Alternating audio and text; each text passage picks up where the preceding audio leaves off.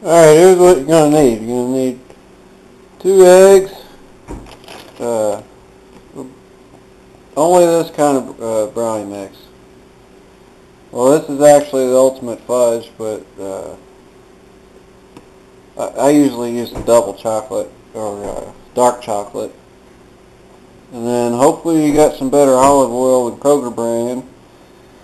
And instead of using water like it says on the package, I used chocolate milk, and I thought I'd get some milkshake kind, maybe it'd be thicker, chocolatey or something. It says extra rich and creamy, whatever. Then you need some coffee, and measuring cup, and I like to stir it up with a spoon. I didn't have no big old spoon, so I got a little spoon. That's good enough.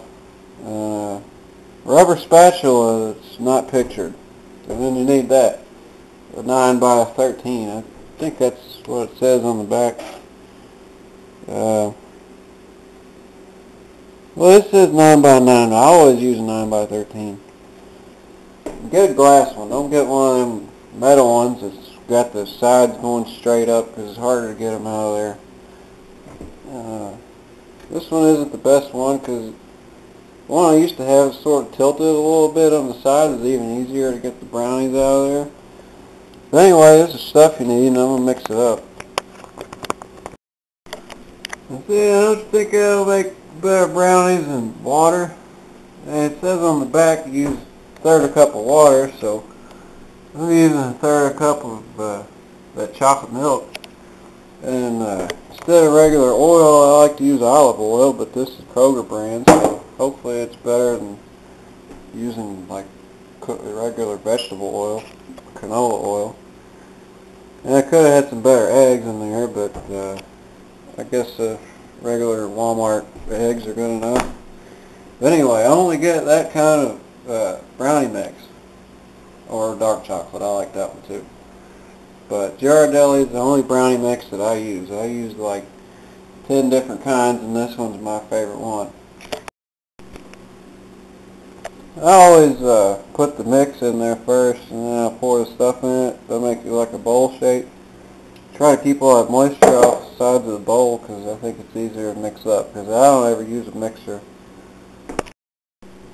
Alright, we got the stuff in there. I'm going to drink some coffee, and I'm going to stir this up.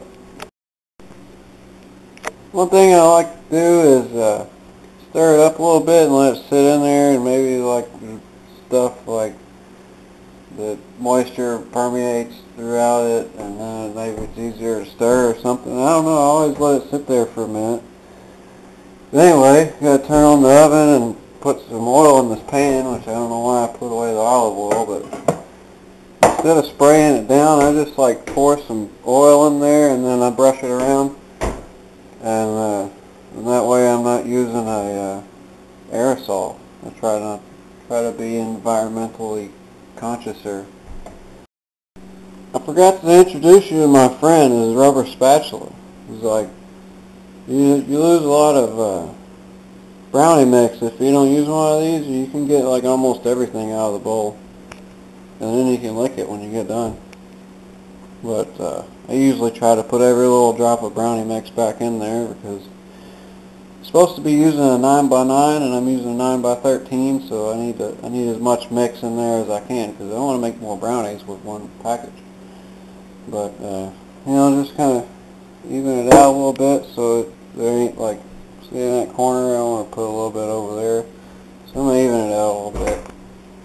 And then got my oven preheated to 325, and I'm going to put it on about the middle, on the center rack or whatever, for like 25 minutes. And when it starts to look solid, like after 20 minutes, you take a butter knife and you stab it in the middle, and if there's like brownie mix on it, then you might want to cook it for another few minutes.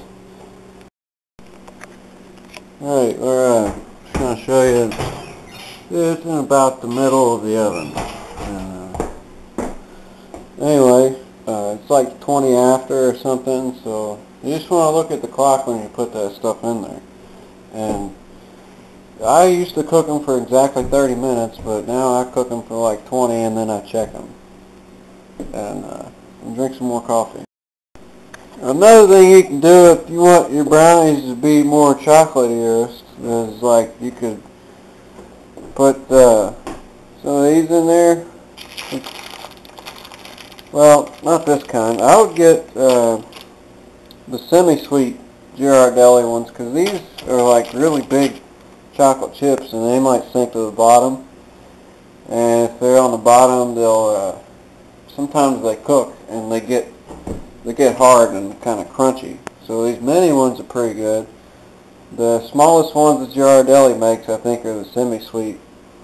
But yeah, if you just want to like even further chocolatify your brownies, you know, see that's why I use chocolate milk instead of water, because you can either like water it down or you can put chocolate in there and make it even better. But use fresh milk. I mean, if it smells like anything, I wouldn't even use it. Well, I figured out why I'm so wired. I haven't sat down in 20 minutes and I just looked in my coffee.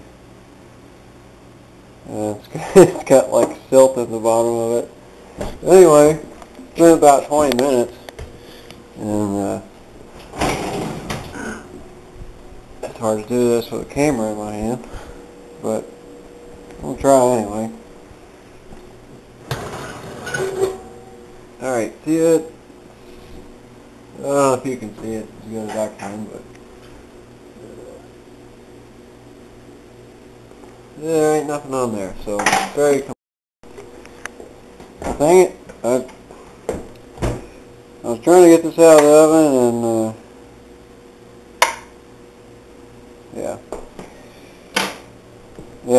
I turned off the camera instead of stopping the video, so anyway, be just a moment.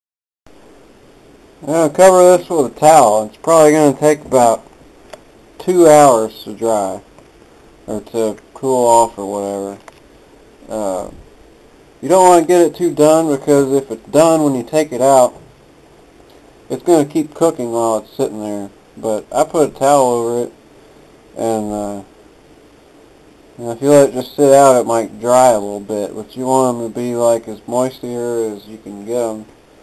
So voila, there's your brownies. They're covered up with a towel. You know,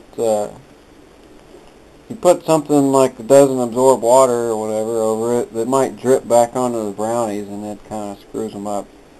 But just leave them there for like 2 hours, and alright, I'm done.